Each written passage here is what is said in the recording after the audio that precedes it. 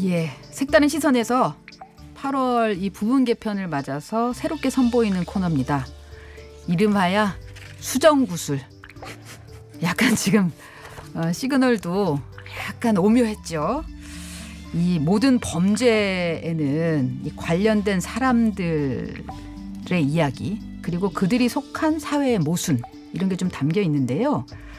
이 범죄 속에 숨겨진 이야기를 통해서 우리 사회에 줄 수 있는 메시지가 뭔가 그것도 좀 들여다보고요. 그리고 그 해법도 좀 찾아보는 시간으로 만든 코너입니다. 매주 화요일 이 시간에 앞으로 만나게 될 두 분인데요. 인간의 어두운 심연을 좀 집요하고 예리하게 들여다보는 분이시죠. 이수정 교수 나오셨습니다. 네. 어서 오세요. 네, 안녕하세요. 예, 네. 요즘 방송에서 많이 뵙고 있는데 저 네. 시간에 나와주셔서 감사합니다. 네, 고맙습니다. 네, 경기대 범죄심리학과에 재직하고 계시고요. 국회에 몸담았다가 이제는 법조계에서 활약하고 계시는 이호영 변호사 나오셨습니다. 어서 오십시오. 네, 반갑습니다. 네, 처음 뵙습니다. 네, 저도 처음 뵀습니다. 네, 반갑습니다. 이수정 교수님도 처음 뵙는 네, 분이시죠? 네, 네. 네, 근데 뭐 전에 많이 본 것 같은 약간 기시감이 있다고 할까요? 유명하셔가지고. 예, 연예인 보는 기분. 네. 전혀 아닌데. 예.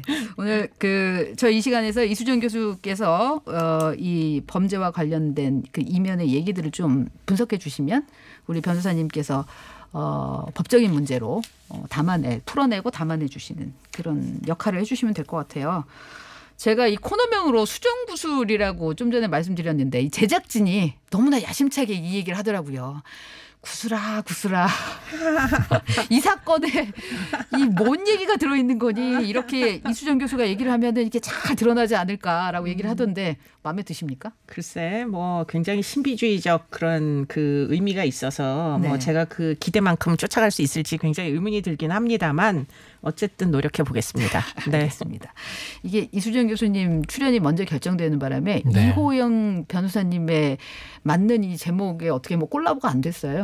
그냥 그 교수님께서 수정을 하시고 네. 그럼 제가 구슬을 네. 하는 걸로 그렇게 네. 한번 노력해 보겠습니다. 네, 뭐 이렇게 좀 약간 이해는 안 되지만 가보죠. 출발해 보겠습니다. 네. 오늘 다뤄볼 사건이 두 가지의 살인 사건인데요. 이게 뭐 살인 사건 얘기하는 게 좀 그렇긴 하지만 요즘 뭐 우리 사회에서 벌어지고 있는 일이라 좀 짚어봐야 될 대목이 있습니다. 첫 번째가 지난 3월에 군산에서 벌어진 부인 살인 사건인데 변호사님. 네. 최근에 이 피의자의 딸이 직접 국민청원에 이 사연을 올리면서 화제가 됐던데 네. 청취자들을 위해서 어떤 사건인지 좀 소개해 주세요. 네, 이게 정말 끔찍한 사건인데요. 그 지난 3월 23일에 그 군산의 한 논두렁에서 60대 여성이 싸늘한 주검으로 발견됐습니다. 이제 온통 멍투성인 시신이 또 네. 기괴한 모습으로 유기가 돼 있었는데요.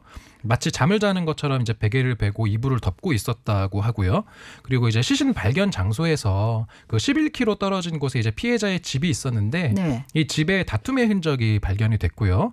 실제로 이 집에는 또 다른 피해자가 있었습니다. 그 앞서 그 사망한 시신 네, 그 피해 여성의 언니가 또 참혹하게 그 폭행을 당한 채 전깃줄과 테이프로 결박되어 있는 상태로 발견이 됐고요. 네. 실제로 이제 시신이 발견된 후 3시간 만에 이제 용의자가 체포가 됐는데 그 용의자가 바로 숨진 그 여성의 남편 A 씨였습니다. 네. 그래서 남편 A 씨는 자신의 부인을 살해하고 또 처형을 폭행하고 이제 이렇게 체포가 됐는데요. 이 여성이 이제 A 씨의 5번째 부인이었다라고 합니다. 5번째요. 예, 그리고 이제 용의자 지금 재판을 받고 있는 A 씨 같은 경우는 앞서 여성 6명을 또 성폭행한 혐의로 2010년부터 8년간 징역을 살다 나와서 바로 또 이러한 끔찍한 범행을 저지른 그런 사건입니다.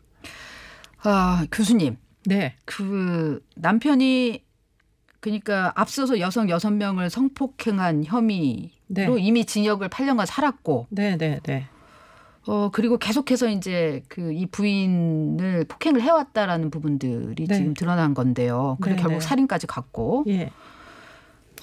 이 경찰이 처음에는 상해 치사죄로 기소하려고 했다고 하더라고요. 네. 왜 그런 선택을 했을까요? 글쎄 이제 그 부분이 가장 이제 의문이 되는 지점이고요. 네. 아무래도 살인죄보다는 치사가 되면 형량이 현저히 낮아지기 때문에 경우에 네. 따라서는 이제 집행유예가 나올 수도 있는 정도의 형량이 나올 수밖에 없기 때문에. 아니, 경찰이 그럴 이유가 없는 거잖아요. 물론이죠. 네. 그래서 아마 지금 제일 중요한 건 이제 피해자가 네. 아마 이제 죽일 의도가 없었다. 살인죄라는 건 고의가 있어야만 성립하는 거잖아요. 네. 그렇기 때문에 폭행을 한 것은 틀림이 없다. 근데 문제는 폭행할 때 뭐 죽을 줄은 몰랐다. 내가 뭐 그전에도 여러 번 폭행을 해봤는데 사람이 죽은 적은 없다. 이런 식으로 주장을 했다면 네. 그렇다면 그 살인의 고의라는 걸 입증을 할 수 있는 객관적인 증거가 사실은 부족하다고 생각을 할 수도 있겠죠. 그러다 네. 보니까 뭐 이 사건만이 아니라 보통 이제 그 아내를 심하게 폭행해서 결국은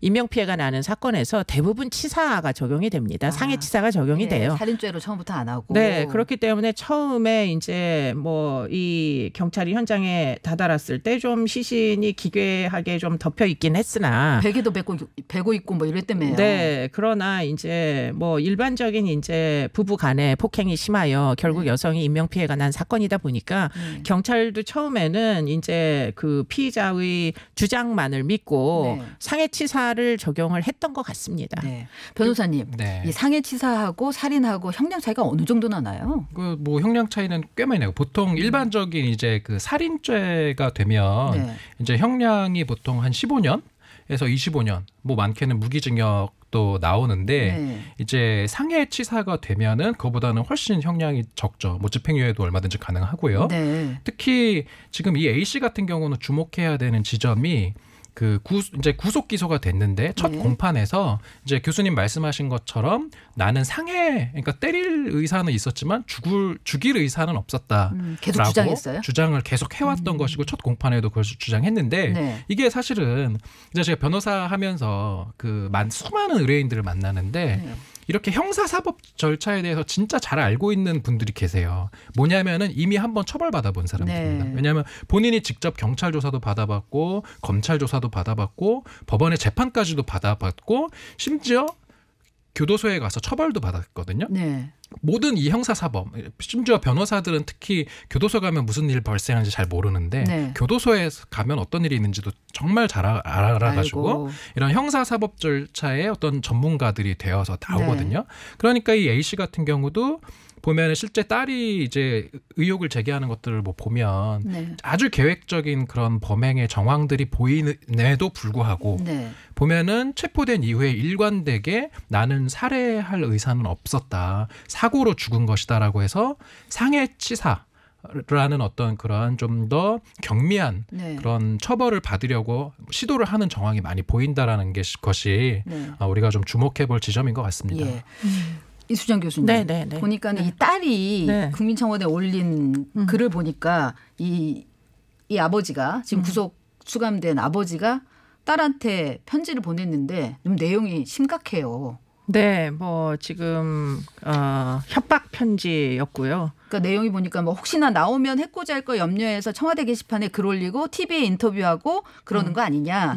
고맙다고 전해라 누구누구한테 사형받게 해줘서 여기서 이제 누구누구는 땡땡으로 지금 처리를 해놨는데요. 네, 지금 이 사건이 사실은 언론에 보도가 되기 시작한 건 순전히 이 딸 때문입니다. 이 딸은 딸은 걱정하는 거죠 지금. 네, 부인이 이제 여러 명이었잖아요. 네. 그런데 이제 아마도 첫 번째 부인의 딸로 보이고 성인입니다. 그러다 보니까 본인도 결혼을 하고 아이도 있고 이런 입장에서 결국에는 지금 현재 이제 그 아버지가 성폭행을 여러 번 저질러 가지고 8년간 징역살이를 하다가 출소를 한 이후에 결국은 전자발찌를 차게 됐어요. 네. 그런데 지금 이 사건은 전자발찌 착용자가 전자발찌를 끊고 사람을 죽이고 달아난 사건이거든요. 네. 그러다 보니까 이제 결국에는 그 사이에 연락을 해왔던 이 전처의 딸이 그냥 가만히 두고 볼 수가 없다. 이 아버지가 만약에 이번에도 상해치사로 부인을 살해했으니까 경미한 처분을 받고 나왔을 시에 때문에 또다시 문제를 일으킬 개연성이 굉장히 높고 이 사건이 저질러지기 전에 지금 이 아버지가 이 딸에게도 지금 현재 처에 대한 이제 살해 의도를 이야기한 적이 있답니다. 죽여버리겠다 이런 네. 식으로. 그래서 주변 사람들에게 이제 여러 번 지금 현재 부인이 뭐 이별하자고 고하자 죽여버리겠다는 얘기를 많이 하고 다녔나 봐요. 그 끝에 이 사건이 일어나다 보니까 이 딸이 같은 여성으로서 도저히 그냥 두고 볼 수가 없어가지고 제일 먼저 했던 일은 이 사건이 그러니까 이분이 유치장에 있을 때 언론에다 제보를 했습니다. 제보를 해가지고 결국 한 언론사가 지금 이 사건에 대해서 들여다보기 시작하면서 언론에 보도되기 시작한 사건이에요. 네. 만약에 그 언론사가 개입을 하지 않았으면 그야말로 그냥 가정폭력 끝에 이제 인명피해가 난 상해치사 사건으로 처리되고 말았을 겁니다. 네. 그래서 지금은 이제 살인죄로 네, 살인죄로 됐고요. 예, 그 기소가 살인죄로 된 거죠. 된 데는 경찰이 이제 죄명을 변경해서 송치를 한 것인데요. 네. 그 죄명 변경의 과정을 받아들이지 못해가지고 이 사람이 심지어는 유치장에서 손톱깎이를 빌려달라고 해서 네. 유치장 안에서 손톱을 깎다가 그거를 삼켜가지고 네. 결국은 이제 그 송치할 당시에 병원에 입원한 상태로 송치가 된 사건입니다. 그 손톱깎이를 먹은 이유는 뭐죠? 보통 이제 교도소 안에서 네. 일종의 코걸이라고 하는데요. 네. 이제 교도관이나 사법기관의 종사자들이 자기 청을 들어주지 않을 때 일종의 이제 문제를 일으키는 거예요. 그렇죠. 문제를 일으켜서 코걸이를 하게 되면은 그러면 손톱깎이를 결국은 다시 반납받지 않은 경찰이 징계를 먹게 되잖아요. 아. 그러니까 그런 식으로 의도를 해가지고 죄명이 살인죄가 되지 않도록 네. 고의적으로 이걸 조정하려고 지금 아마도 상해치사로 송치되도록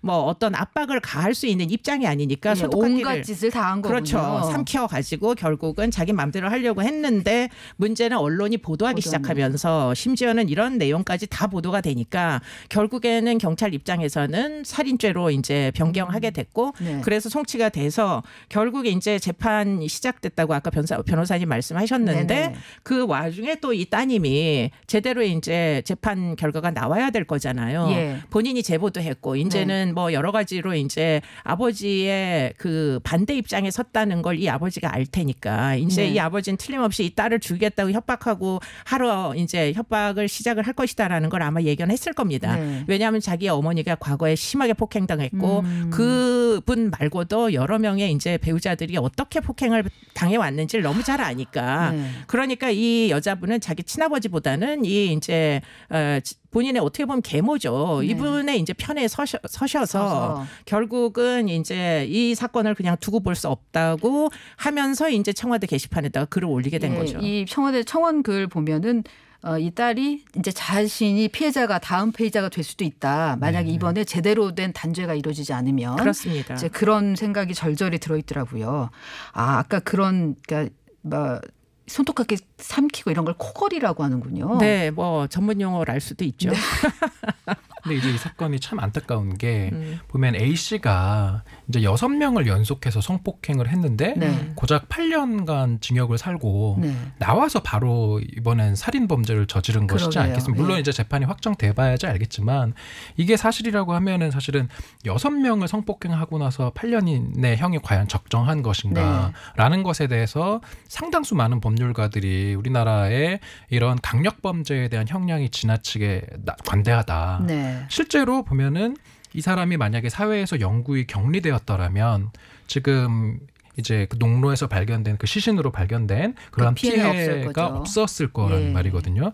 그래서 살인 이런 어떤 강력 범죄에 대한 좀 양형은 좀 살펴볼 필요가 있는 것 같고 이번에 이 지금 청와대 국민청원 올린 따님의 걱정도 그거인 것 같아요. 네. 자기가 또 다른 피해자가 될 것 같다. 지금 이렇게 말씀을 하시고 실제로 이게 살인죄가 인정이 되더라도 우리나라 살인죄 양형 기준이라는 게 이제 참작할 동기가 있는 살인이라고 하면 4년에서 6년밖에 안 되고요. 네. 그다음에 비난할 동기가 있으면 15년에서 한 20년 정도. 네. 그리고 중대 범죄가 결합된 예를 들어서 강간에 의한 살인이다.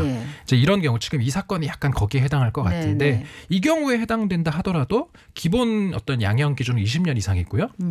또는 가중되었다 하더라도 25년 이상. 거기에서 정말 더 가중되면 무기가 나올 수도 있는데 지금 딸은 걱정하는 게 25년 정도 받고 나오면 아버지가 또 60대에 대해서 출소한단 말이에요. 그러면은 그때 자신에게 또는 또 다른 피해자에게 발생할 그 범죄가 두렵다. 이 부분에 대한 좀 호소를 하고 있는 것으로 보입니다. 청취자 여러분들도 의견을 주고 계신데요. 0780님. 이 뉴스 봤는데 피의자가 교도소에 있을 때 손톱깎이까지 삼키며 협박받은 딸의 입장이 충분히 이해됩니다. 아까 그 내용을 아시는군요. 손톱깎이까지 삼켰다는 거. 경찰의 미흡한 처리 문제인데 사유와 격리가 필요하다 얘기하셨고요. 변홍사님은 이 정도면 사형감 아닌가요? 이제 변호사님 얘기하신 형량 얘기 지금 하셨는데요.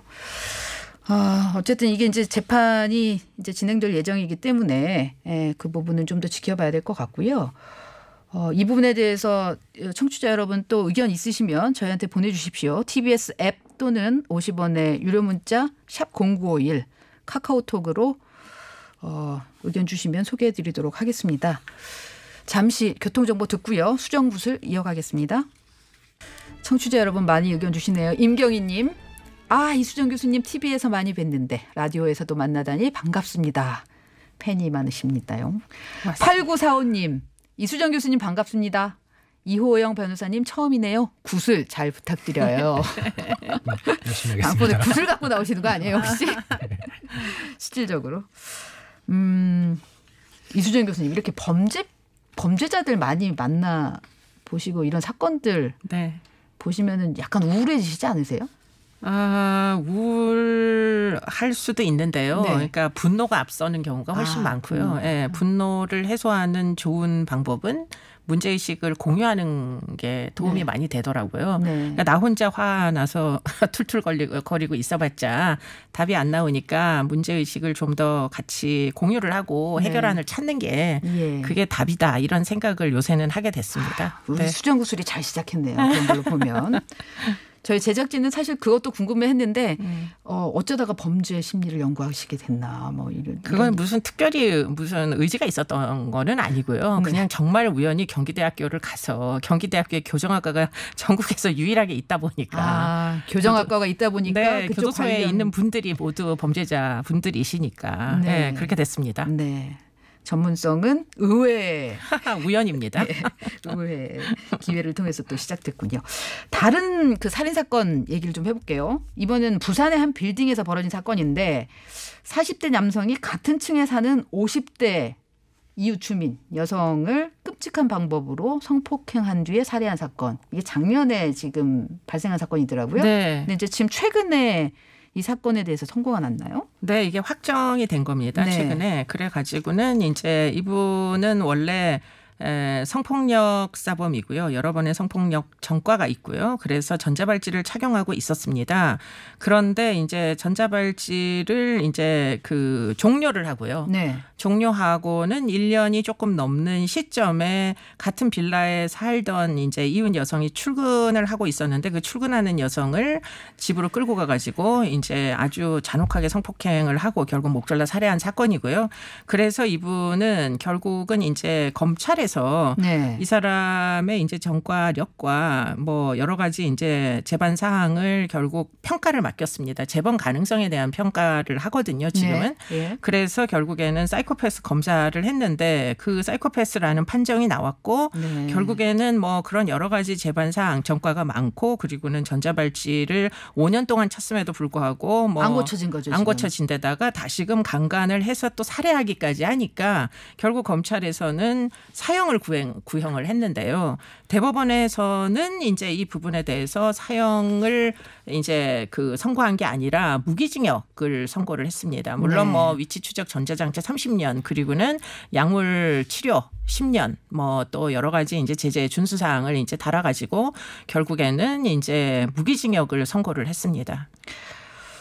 또 무기징역 뭐 이거 지나가다가 감형되는 거 아닌가 이런 또 우려도 있기는 한데 이게 지금 군산 그 부인 살인 사건하고 같은 맥락인가요? 이게 성폭력 범죄의 성격을 갖고 있고 그래서 그런 전과가 있어서 전자발찌를 끼웠는데 한 사람은 전자발찌를 자르고 나가서 네, 사고를 쳤고 네. 이거는 끝나고 났는데 이제 사고를 친 거고요. 군산 사건도 성폭력 범죄를 6차례 저질렀고요. 네. 그래서 이제 8년을 받았고 이 사람은 한꺼번에 6차례는 아니고 네. 3차례 성폭력 범죄로 들락날락해서 총 징역 기간을 보면 한 10년. 10년. 그러니까 뭐 군산 사건도 8년이면 이 사람도 10년이면 뭐 징역 기간도 비슷하고 성폭력 전과 여러 번인 것도 비슷하고 네. 그런데 문제는 이제 군산 사건의 경우에는 이게 처음에 죄명이 상해치사였잖아요. 네네. 상해치사로 처음에 죄명이 확정될 뻔한 이유는 사실은